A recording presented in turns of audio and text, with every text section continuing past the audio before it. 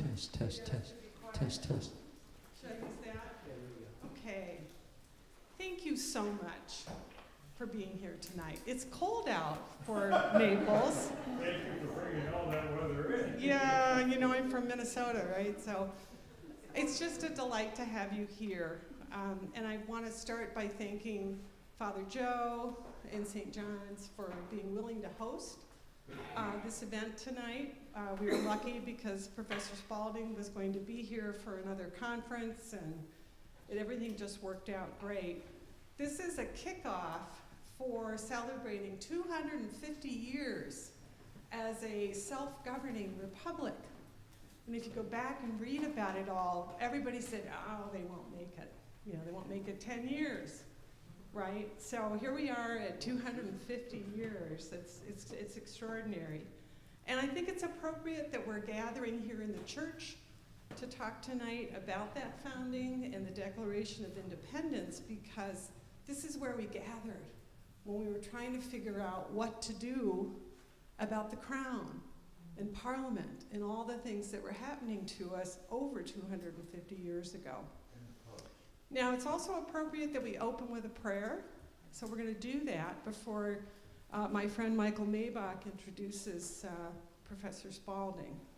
This is the prayer that they read aloud every day at Mount Vernon. And it's George Washington's prayer. And I note with some humor that George Washington was Anglican/Episcopal, and that Professor Spalding lives near Mount Vernon, and Washington would be, I think, surprised but impressed that Matt was able to get on a plane this morning following a massive storm and be here tonight with us in Naples. So here is George Washington's prayer. I now make it my earnest prayer that God would have the United States in his holy protection, that he would incline the hearts of the citizens to cultivate a spirit of subordination and obedience to government, to entertain a brotherly affection and love for one another, for their fellow citizens of the United States at large, and particularly for their brethren who have served in the field. And finally, that he would most graciously be pleased to dispose us all to do justice, to love mercy, and to demean ourselves with that charity, humility, and pacific temper of mind, which were characteristics of the divine author of our blessed religion, and without a humble imitation of whose example in these things we can never hope to be a happy nation. Amen. Amen. So, Michael, come on up.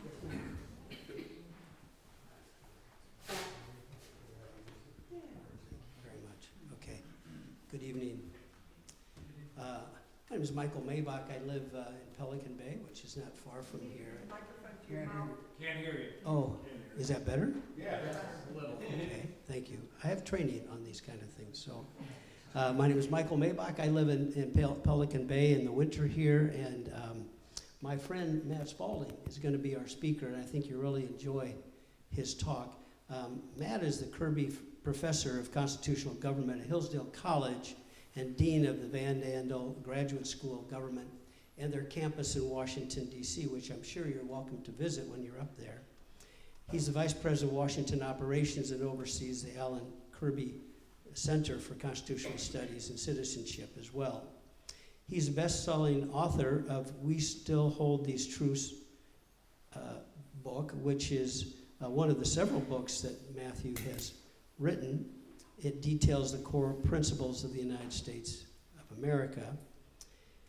He also is the author of the story of the Declaration of Independence, which we're going to discuss this evening, a book called A Sacred Union of Citizens, Washington's Farewell Address and American Character, Patriotic Sage, George Washington and American Political Tradition, and the Founder's Almanac, a practical guide to the notable events and greatest leaders and most eloquent words of the American founding. So he's quite a scholar in addition to managing a graduate school. Prior to joining Hillsdale, Dr. Spalding was vice president at the Heritage Foundation and founding director of its Kenneth Simon Center for Principles and Politics. He is a fellow at Claremont Institute and Political Philosophy. He serves on the boards of Faith and Law of the James Wilson Institute, of which I'm a member, Steamboat Institute, and the New College of Florida board. Matt received his BA from Claremont McKenna College, master's and PhD from Claremont Graduate School out in California. In addition to teaching at Hillsdale, he's taught at George Mason University, Catholic University, and Claremont McKenna. With that, I ask you to please welcome my friend, Matt Spalding.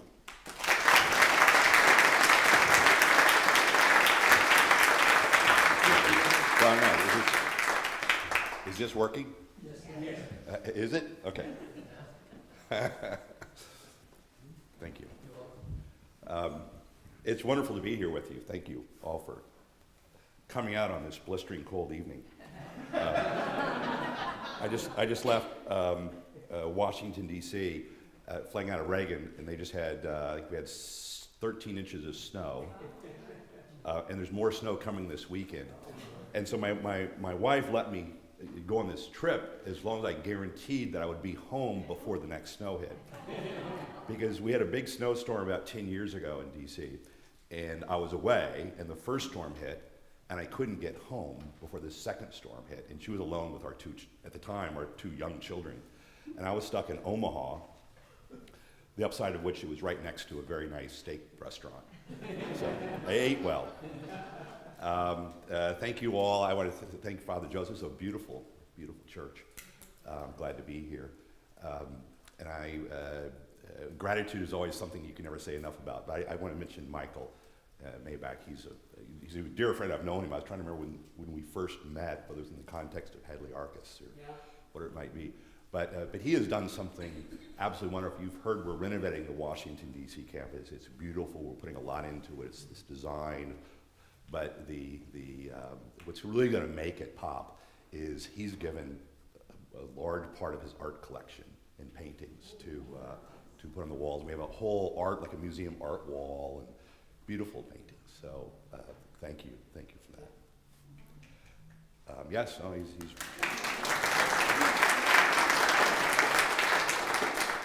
I'm from California originally. Somebody has to be. It's a beautiful state. I was raised in the Central Valley of California, which is a farming area. And I was actually in middle school in 1976, if anybody remembers the bicentennial. And I remember seeing the tall ships, and the Freedom Train came through. There was a parade. And that's what originally sparked my interest in history. It was after that I then went to college when we were getting ready to celebrate another bicentennial, which was the bicentennial of the Constitution. I had some wonderful professors. I had some great teachers of history in middle school and high school, but then I had wonderful professors in Claremont, Southern California, where I went, and they really kind of got me involved because they taught me the deeper ideas behind all of these things. Such that a few years after that, I went back and got my own PhD, and now I teach my students what they had taught me, which I had first discovered as a middle school kid. It's an interesting path, if you will, but we all have a different story. There are many different reasons why you might love your country. It usually starts out as an instinctive thing, and it begins where you're born, with a place, with your community, with your family. And then eventually you learn about other things separated from you, but not much.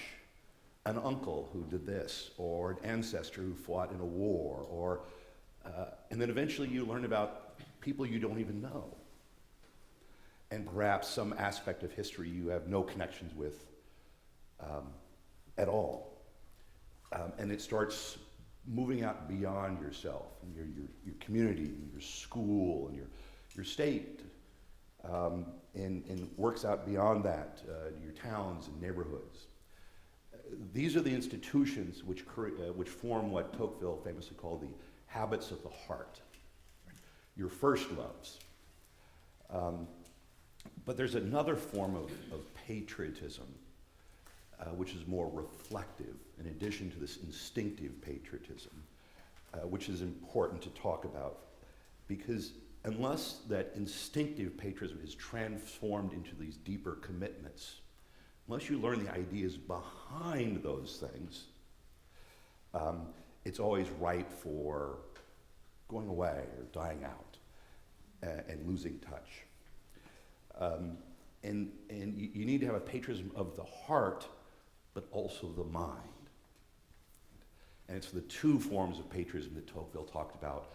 That's why America is so special, because it actually forms both of those things: a commitment to local self-government, our communities, our homes, our families, but also a deep underlying commitment to these larger principles that are larger than ourselves, that transcend ourselves into something greater. The American founders understood this themselves very deeply, which is why they focused so much on education. You know, one of the things I just love this. In many of their letters, they refer to the family, for instance, right? One of the first place you learn this instinctive love of your country. They refer to the family in several of their letters as the seminary of the Republic. Beautiful phrase. It originally comes from Cicero. But education should also form attachments. And indeed, it should form citizens. The scripture, if you will, the temporal scripture, the epic poetry around which this civic education was to be formed in America is the Declaration of Independence. Augustine talks about how you can't truly love something unless you know it in its essence. Think about our spouses or children. You must know it to love it. And if you're going to love America, you must know the Declaration.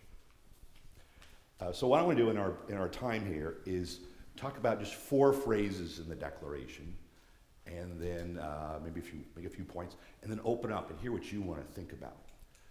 Because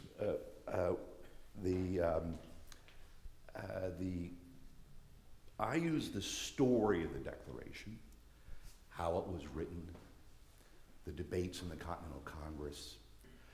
Thomas Jefferson arrives late. He wasn't originally selected for the Continental Congress. He's a replacement at the last minute. He arrives the same day exactly when Washington is leaving to go to Boston to take over the Continental Army. The story itself is this dynamic story. They argue that John Adams and John Dickinson, Adams from Massachusetts, Dickinson from Pennsylvania, famously argued in the Continental Congress. Dickinson wasn't in disagreement in principle with Adams, but the timing wasn't right. It wouldn't be prudent. We shouldn't move yet. Adams won that debate. There's a committee that drafts the Declaration. There's a subcommittee of Ben Franklin, John Adams, Thomas Jefferson. Adams later writes about how he convinced Jefferson to write it because Jefferson was not as annoying as John Adams was. Everyone hates me because he's a fighter. He's constantly pushing for independence. He convinced Thomas Jefferson, you're a new arrival. Everyone likes you. And he had a good reputation as being a good writer, a beautiful writer. He writes a draft with that committee. They edit it back and forth. He goes to the Continental Congress. They edit the whole thing. They spend 2 full days editing it. Jefferson's not happy about that. But it created, through that process, this beautiful document, our epic poetry. Think of Homer, right? That's our poetry. It's no coincidence that all the great presidents Democrats, Republicans, left, right, they all make reference to the Declaration. You have to be right with the Declaration. It's our essence, it's who we are. Anyway, so I just want to mention 4 phrases and then kind of we'll open up and have a broader conversation. 4 phrases in the Declaration and what they make me think of. The first one is the opening phrase of the Declaration, the very opening phrase. When in the course of human events. It's a strange phrase when you think about it. First of all, it's slow. Jefferson studies rhetoric, so he uses long vowels and short vowels, interchanges them to make a point. When in the course of human events. Very intentionally. It's not, 7 years ago. It's not December 7th, 1941. It's the whole course of history. Very broad. But here's the key distinction. It's the course of human events. See, today when we think of history, we hear talks about history, we have the sense that history is this huge overarching thing that we have no control over. You ever have a conversation with somebody and they say, you're on the wrong side of history, as if we have no choice but to follow it. Right? That's not the founders' world. Their world is where history is made up of human choices, mistakes, accomplishments, nobility, tragedy, but it wasn't this broader sense of history over which they had no say. They thought that great individuals, Churchill called them the stepping stones of history, would change the course of history by argument and deliberation and making decisions. And they themselves understood themselves to be part of that history, not in the sense that uncontrollable history, but something they inherited upon which they used to make their decisions. And here we can point to, in a broad swath, the great things that came into the founding. Going back to the Greeks and the Romans, education at the time of the founding was classical. Almost all of the signers of the Declaration knew Latin, which meant, among other things, they read Cicero. Most of them knew Greek. They studied the classics. Overwhelmingly, they're shaped by the Christian horizons of their culture. We'll come back to this, and there's some other points to make on this, but the influence of Christianity across the board is very, very deep on the founders, and we see it in the Declaration. And then, of course, the English tradition. The time of the founding, they were overwhelmingly English, which meant they inherited the rule of law from England, especially from Edward Coke, Blackstone, who themselves were influenced by the common law, which is very Christian, which in turn was influenced by Cicero. Cicero, the student of the Greeks and Aristotle. That is the sense of history that they brought to the table. The famous patriotic phrase, America the Beautiful. Why is America beautiful? Spacious skies and amber waves of grain. But there's another phrase in one of the clauses, or one of the stanzas. Because of its glory tale of liberating strife. That's their sense of history. My second phrase, we hold these truths to be self-evident. The famous line, we always know the famous lines. Right? Most of the largest section of the Declaration, by the way, is the grievances, which no one ever studies anymore. But that was my longest piece of research, was to figure all those out, and the pattern, and what was going on there. We hold these truths to be self-evident. The American founders believed that the human mind was metaphysically free. It was capable of grasping reality, capable of knowing the truth of things, and holding that reality as an object of thought and knowledge. They didn't say, for instance, we have some personal opinions we'd like to share with you. He said, and again, here's Jefferson using his long, short words, staccato. We hold these truths to be self-evident. He clearly changes the tone here. It's a powerful statement. We hold, as in, we hold them dearly. Right? This is why Chesterton famously said, America is the only country founded on a creed.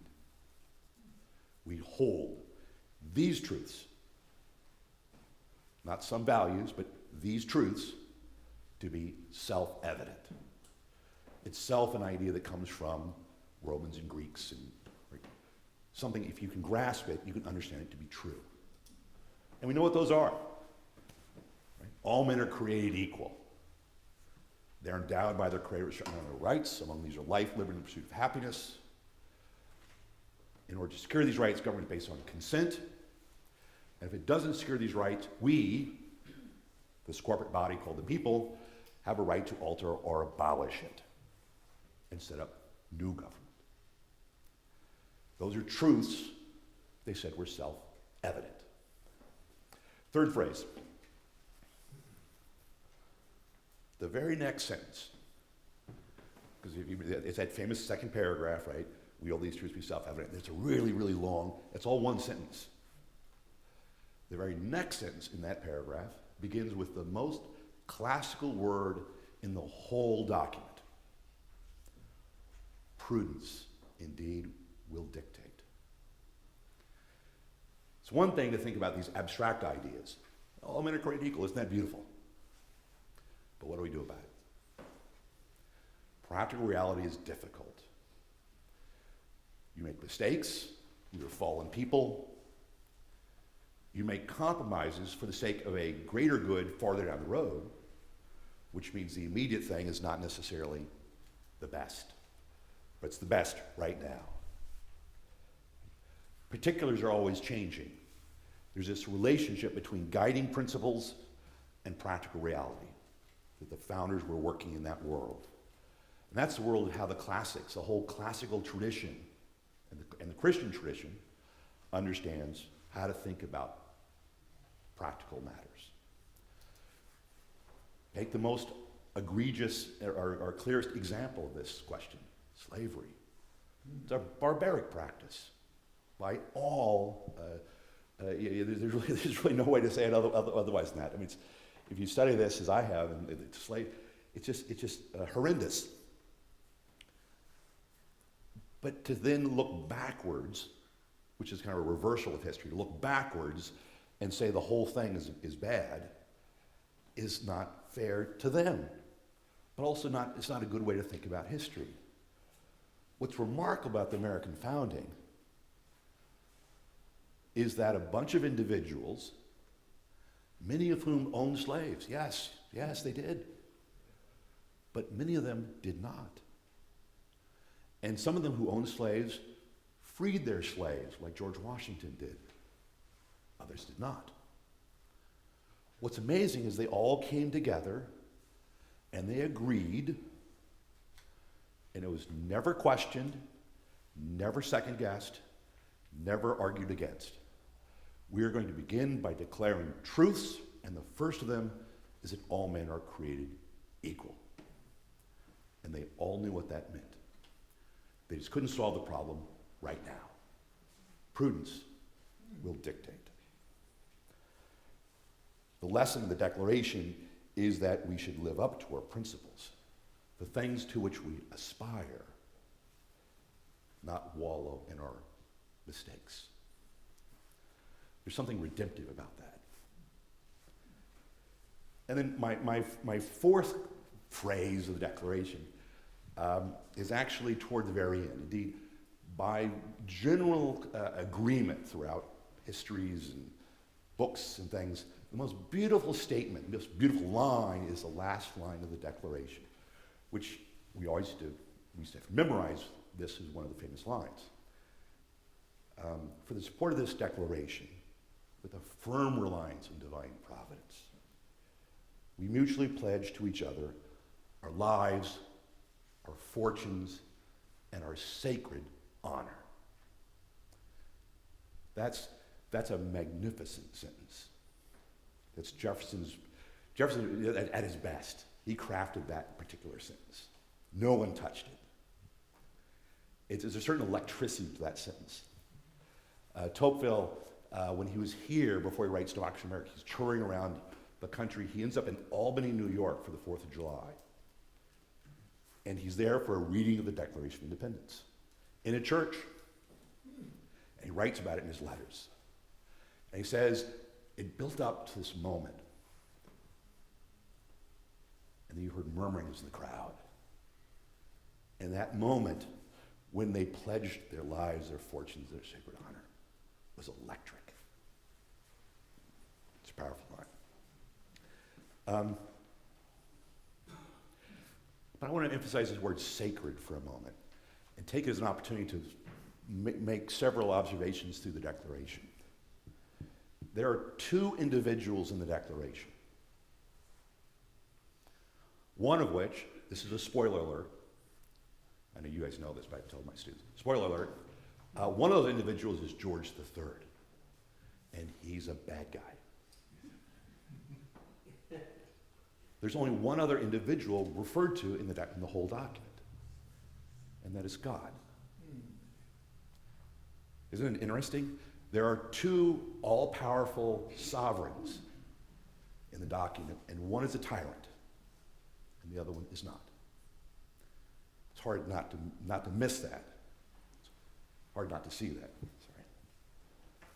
Sorry. God appears 5 times in the Declaration. This is what I meant earlier when I talked about how there's a deep influence of Christianity. Jefferson is an oddball in his religious beliefs. But he knew who he was writing for. John Witherspoon, a Presbyterian minister, was the chaplain of the Continental Congress.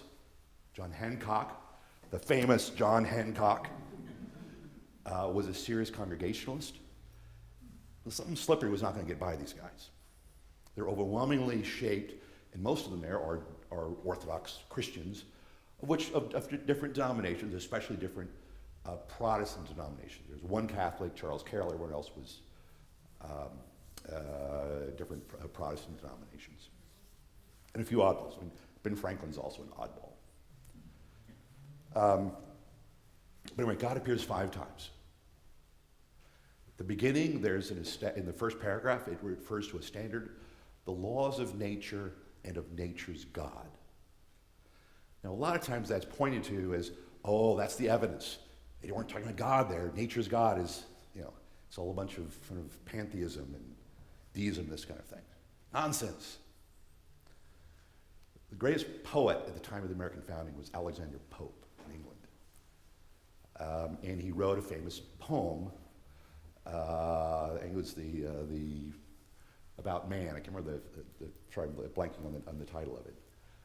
And he uses the phrase. And what he meant by the phrase, he's actually addressing it to Bolingbroke, his friend, who was a deist. But the poem says, awake, awake, and see that the world around you is part of a divine, organized, orderly chain of being, which is an old medieval idea of how you understand the biblical relationships, and go from nature up to nature's God. It actually is a religious reference. But anyway, so laws of nature and of nature's God. Then it turns out this God is the creator. Not only has he made nature, which is pretty impressive, but he actually creates man in particular. Creates them equally. And then what does he do? He endows them. All men are created equal, and they are endowed by their creator with certain unalienable rights. God gives us life, our liberty, and this pursuit of happiness, which say he gives us a yearning for the truth, for pursuing these great happiness, which itself is a classical idea shaped by the Christian, then built by the Christian tradition. And then God at the end is the supreme judge of the world. They appeal to that judge for the rectitude of their intentions, which is say, God appears and he sees in your hearts. He can see your intentions. Right? They appeal to a higher court, I like to say. And then, of course, that last reference to divine providence.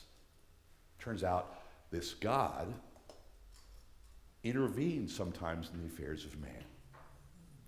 George Washington famously believed that God, on several occasions, intervened in battles. Indeed, most famously, the Battle of Long Island. He's about to be demolished by the British, and he has to escape by crossing over the East River into Manhattan, which the British easily could have destroyed him by sending ships up East River and dividing his whole army. He was in a very, very, very bad position. Yet, a fog came up and covered his escape. Washington said that was divine providence. Don't be fooled. There's a theology in the Declaration of Independence. It's non-specific, it's non-sectarian, it's not this or that particular religion. It's not New Testament necessarily. This is not the God who became man and lived among us. But it's clearly there. It's a very, very rich theology, and we miss it if we don't look for it. It's the beginnings of faith right there in the Declaration. They clearly understood that. They knew what they were doing.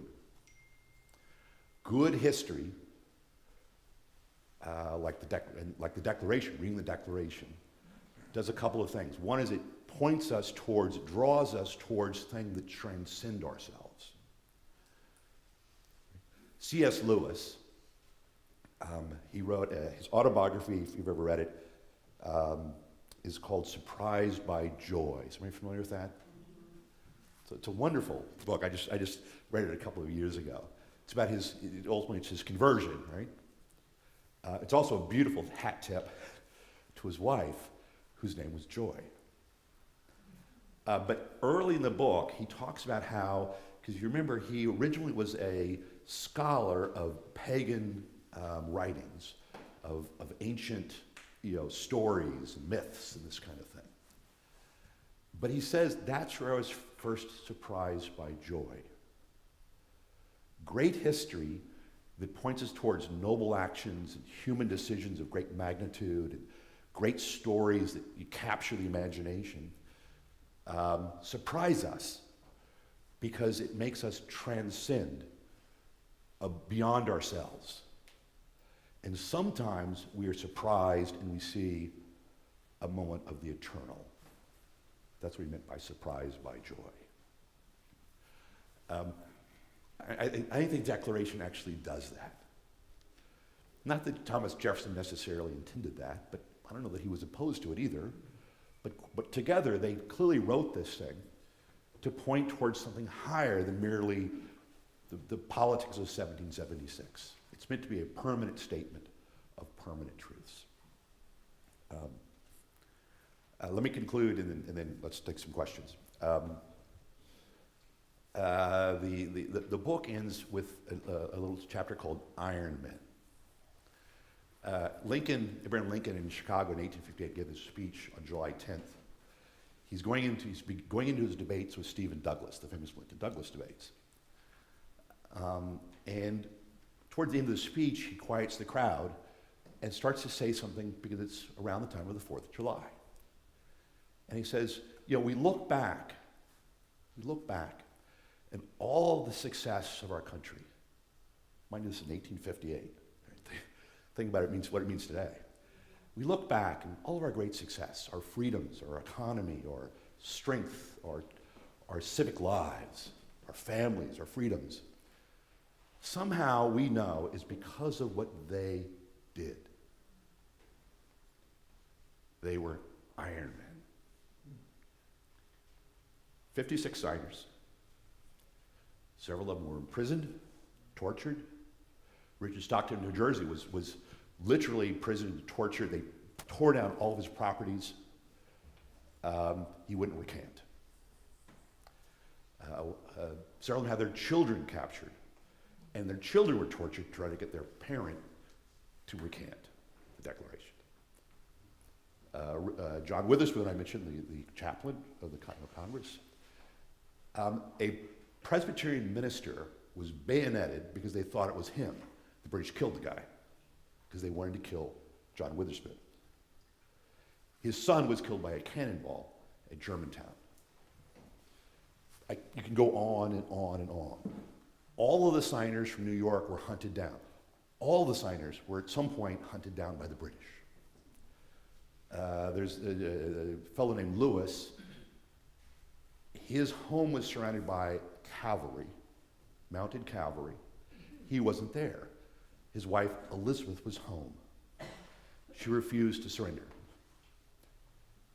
They sent ships up Long Island Sound, and they bombarded the home until she surrendered.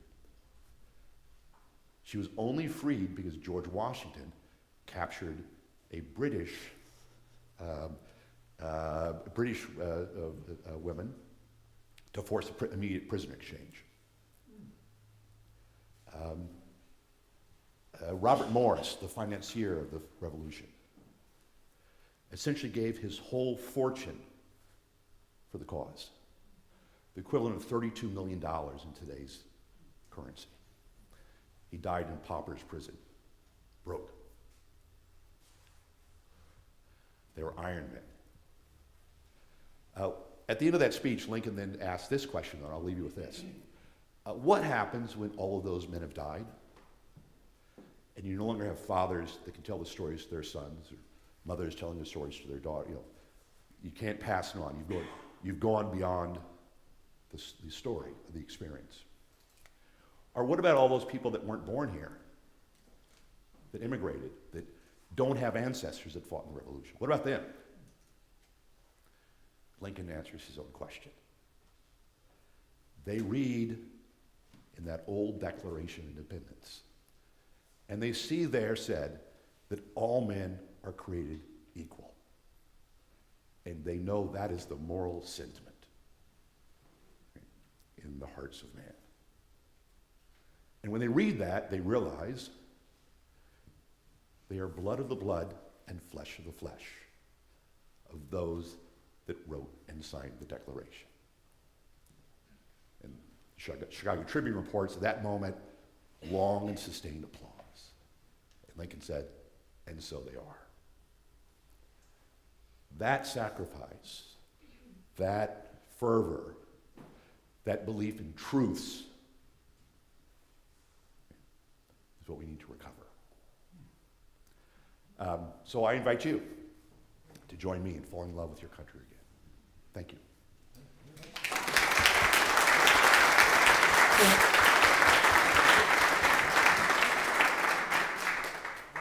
Father Joe's got the mic. So I'm a teacher, so if you don't ask questions, I point at people. Bob. That was great, Matt. I don't want to put you on the spot, but I would like to get your thoughts. Yes, you do. The founding generation dealt with much conflict. It wasn't smooth at all.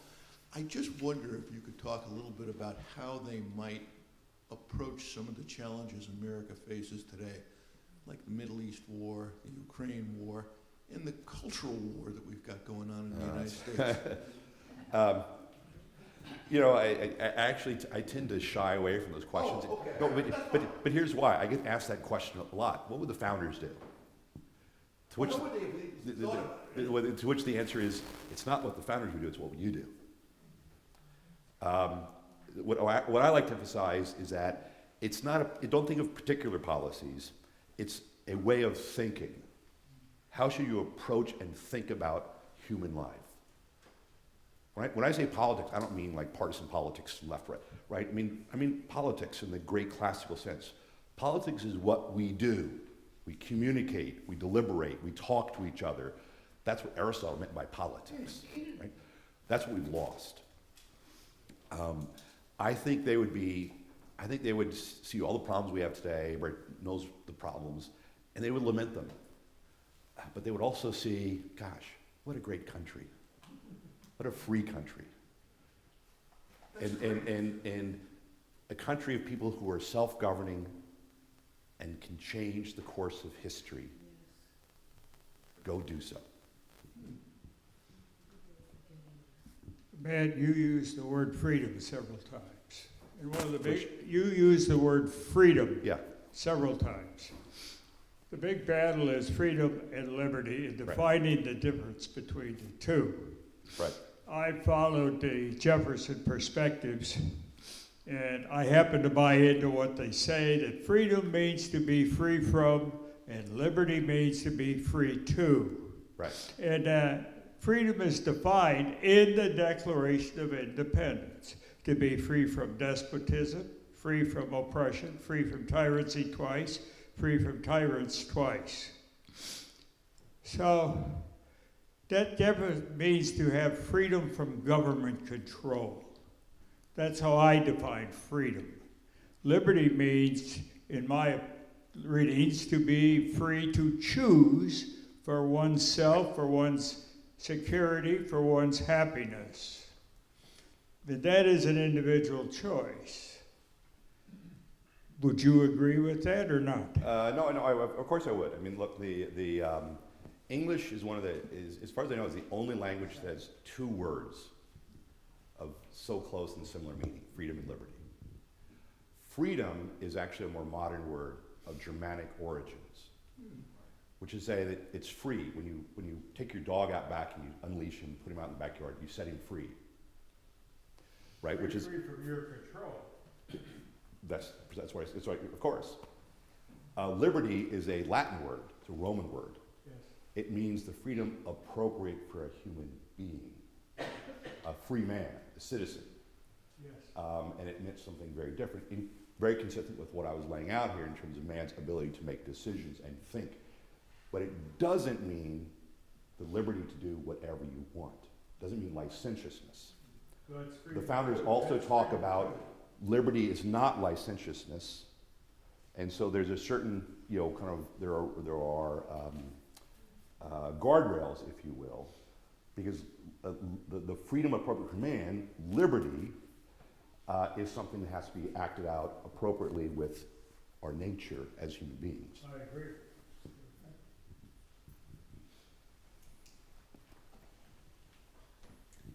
Thank you. I have a little trouble with the idea of a Christian nation. And I think several of the You mean in founders, terms of how it's being talked about today. well, today, yes, and Yeah, what people yeah, think yeah, no, I that understand. means. Yeah. And several of the founders, as I understand it, were deists. Right.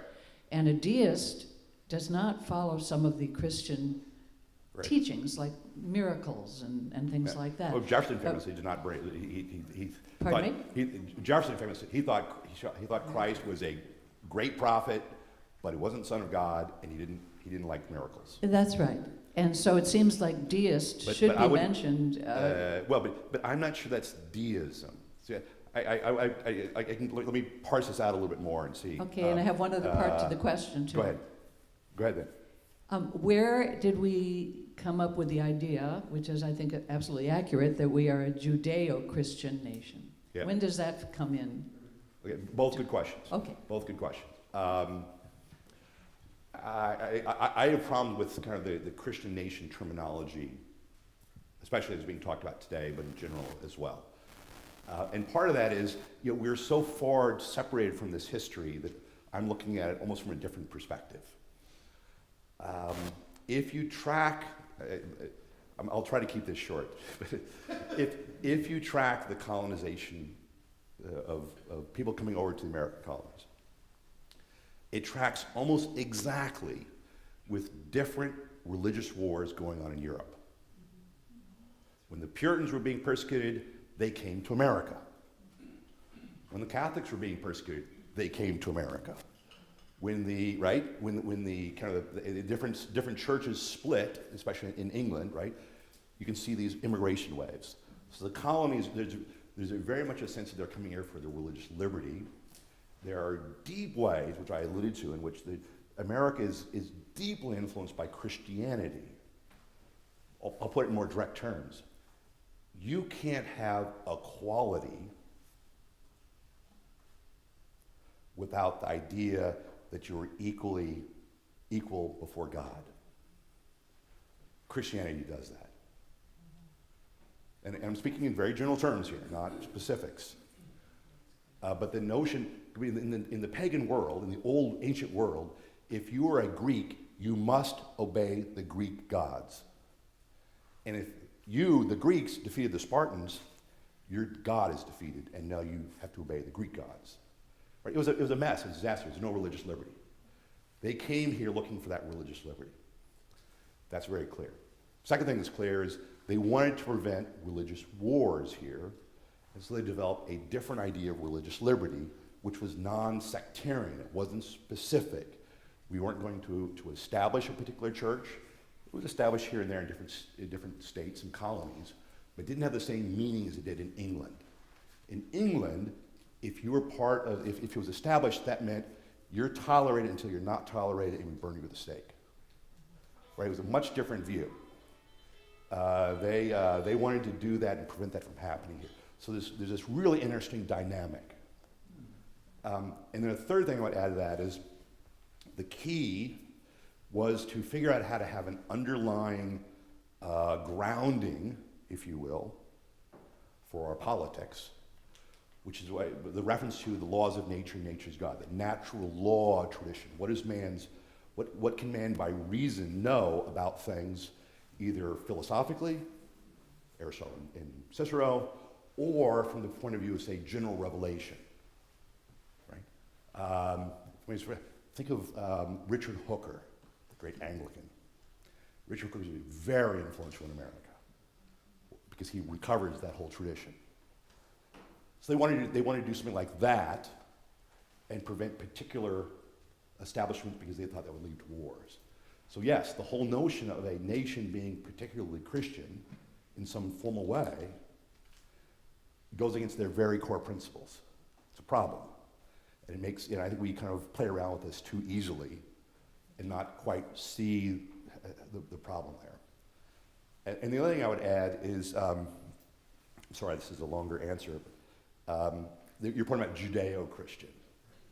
That is very important, actually. The God of the Declaration, to put it in shorthand, you can say is, it's not the God of the New Testament, but it sounds like the God of the Old Testament. After they passed the Declaration of Independence, they created a committee to create a coat of arms. We're a new nation, we need a coat of arms. That committee was Franklin, Adams, Jefferson, the key people for the Declaration. And they came back and they said, well, on one side it should be these representation of these different colonies, blah, blah, blah. They came up with the phrase e pluribus unum. On the back side, they proposed a presentation which would present something that people would immediately recognize that would unite us. And what was that picture, you wonder?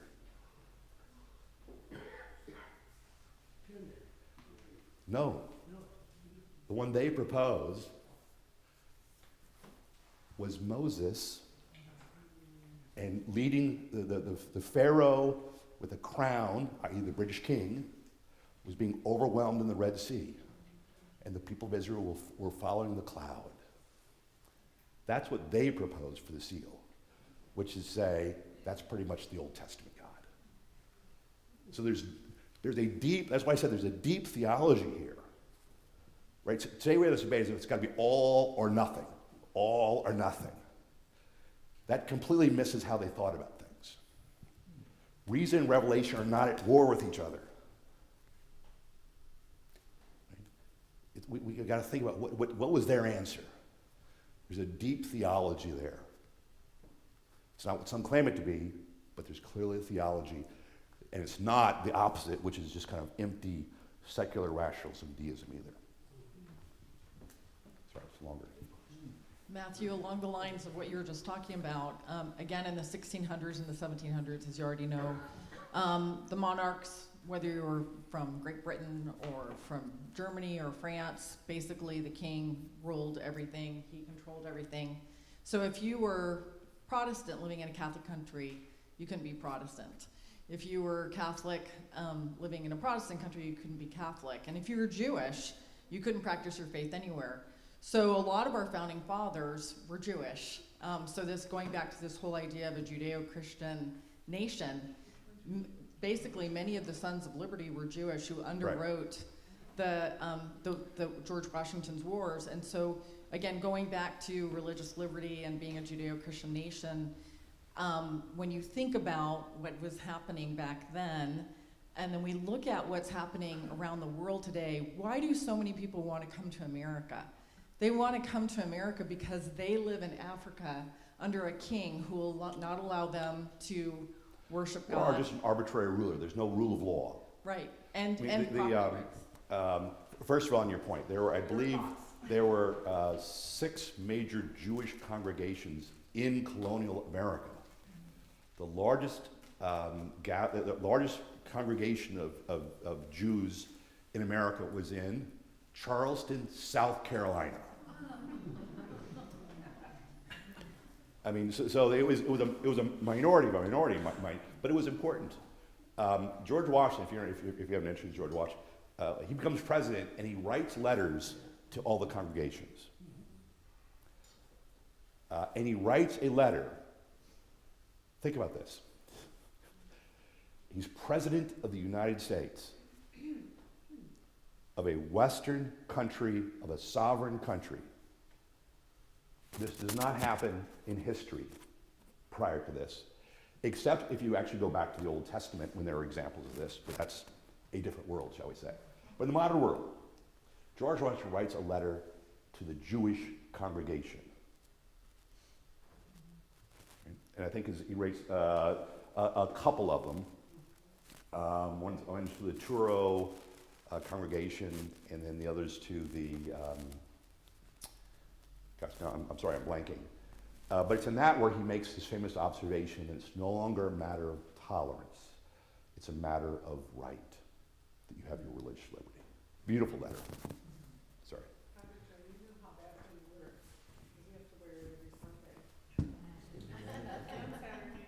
We need divine intervention.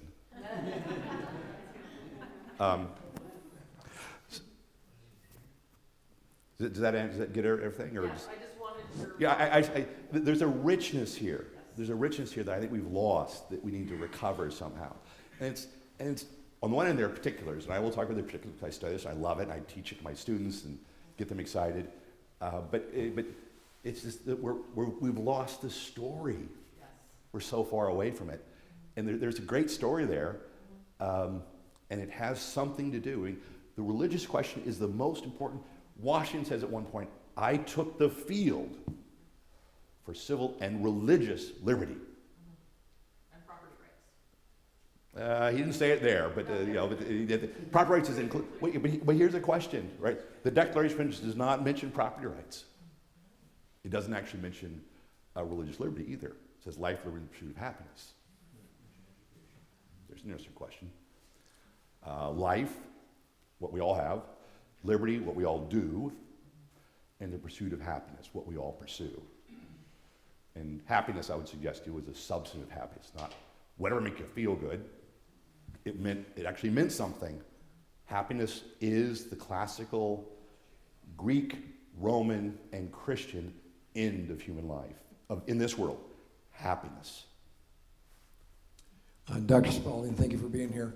Do you think that the Islamic religion is compatible with the American Constitution, or can we have two different forms of law and order in this country?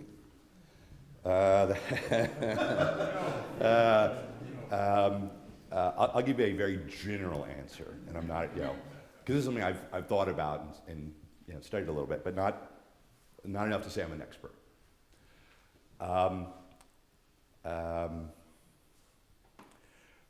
The West is shaped by a particular conversation between the Greeks and the Christians.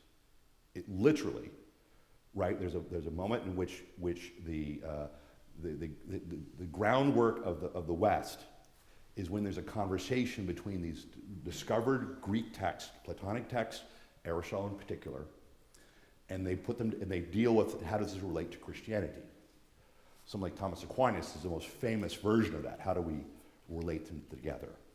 And that's the beginnings of what we refer to broadly as the Enlightenment, by which I don't mean the modern kind of mumbo-jumbo rationalism, but the serious thinking in the West. The West is really defined by that relationship of reason and revelation.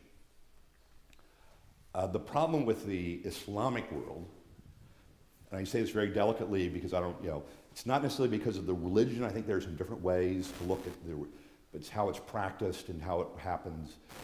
The Middle East did not have an enlightenment. Which is to say, it did not go through the conversation between religion, monotheism, and politics in the same way the West did. And so as a result, the conflict there is much deeper. And I say that not to make a particular comment on Islam as a religion or particularly, right? But that's a deeper question that has something to do with the nature of those more fundamental questions. Thank you. Professor Matthew Spalding, I will remember your name forever. You have given me new insights and hope with your confirmation of a lifetime of observation that has been renewed by your perspective. Good. Glad to hear that. And I would like to ask a question that you have already indicated you prefer not to answer. But I just don't like to answer Bob's question. But I would like to know if at this time in the history of our country, we can do something that will honor the Declaration of Independence. And it's only been 250 years. That isn't such a very long time. But what can we as people together do? Because there is great division in the thinking. No, good question. Here's how I think about it, right? So I'm just like you guys. I follow what's going on in our politics. I'm like, tracking that. At a certain point, you got to set that aside. Not that you shouldn't be involved in all that kind of stuff, right? We're citizens, this is our responsibility. But just set it aside for a moment. There's a different thing going on here, a deeper thing, in my opinion. And what I decided to do was rather than engage in the debate, although I suppose by being involved in things, I'm engaged in the debate, but I mean, rather than going into the nitty-picky, right, the particulars, I decided and said, no, what America needs right now, especially what young people need, right? We have a crisis in the country, especially among young men, right? They're lacking guidance. They don't know what's meaningful. They're looking for manly examples of strong leadership, right? I decided to give it to them. This is the story. Let's not fight. Read the story, learn the story, learn it again. Or if you've not learned it before, learn it. Because it is true. Great history draws you in. Draws you in. Young people get excited because they like what? The great general on a horse, right? The fact that the American Continental Army could defeat the British in any battle is an amazing thing. It's a great story. And Washington crossing the Delaware in the dead of night. Right? We take these things for granted. Think of all those young people who have never heard the story before. Tell them the story. The long-term solution to virtually all of our problems, whether we have a long-term is another question, I suppose, although I'm actually very hopeful. But the long-term solution is educational. We need to revive in our own hearts the love of our country, and we need to inspire other people to love this country. And someone said, why do people come here? It's just patently obvious. Young people want to hear that story. That's what they want to hear. They want to be inspired. So I teach history. I teach these stories. Warts and all. I go out of my way not to deny the bad parts of history too. That's part of the story. But you know what? We overcame it. You're looking for manly men. That's why I wrote that chapter called Iron Men. You want to know what it's like to sacrifice everything you have, your family, your fortune, your land, your property, your future, your children are in prison. I mean, you're telling me these are a bunch of wimpy guys in tri-cornered hats that wore wigs? Right? It's the story. So that's what I choose. That's how I choose to approach the crisis, if you will. Right? Because rather than continuing to focus on what is wrong, there are many things wrong. Right? Focus on what is great. What is great? And what I came to conclude over, I told my story not because it's particular. I'm not that important. But just at a certain point, I don't know when and where, I can't identify exactly at what moment, but I realized this is a good country. It's actually even a great country. Not because it's perfect. We're imperfect. We're fallen. We're flawed.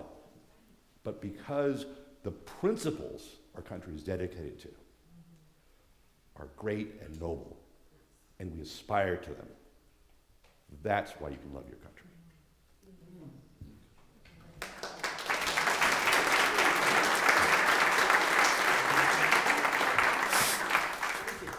Did you have a last? I do. Okay. Well, As long as it's a good question. a wonderful talk. My gosh, Matt, I really was so pleased with what you've done for us. You and I serve on the James Wilson Institute board.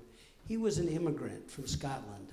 He was educated by the Scottish Enlightenment leaders like Thomas Reid.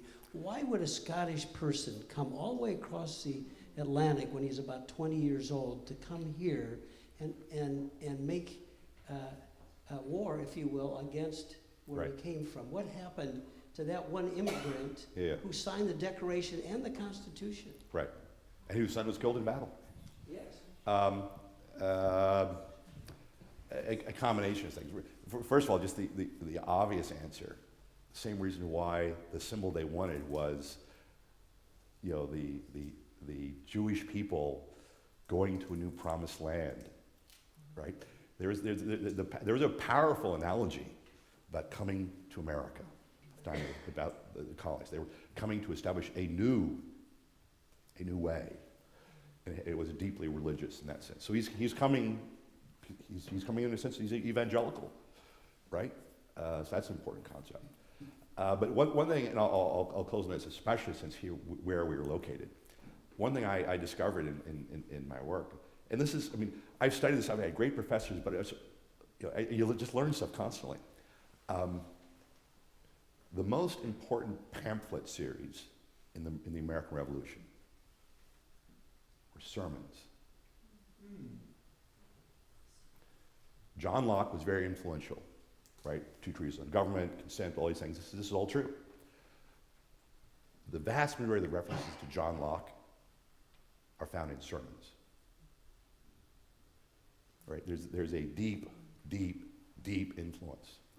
One of the most radical changes in America that happens before the American Revolution, indeed John Adams in a letter says it's the real American Revolution, was when people started changing their minds. And the key people that started changing their minds were the preachers, when they realized that it's not a biblical injunction to obey the king under all and any circumstances, but they had no biblical obligation to live under a despotism. That, Adams said, that was the real American Revolution. And once you had that happen, it changed the whole course. Because after that, you're just playing it out. So again, the influence of these sermons of Christianity was enormous and very important. Can I ask Captured. one more question? What was the tallest building and the center of activity in every town in America? The church. At the time of The church. It was the church. Yeah, absolutely. Absolutely. And with that, let's thank Professor Spalding. Thank you. Oh my goodness. Woo!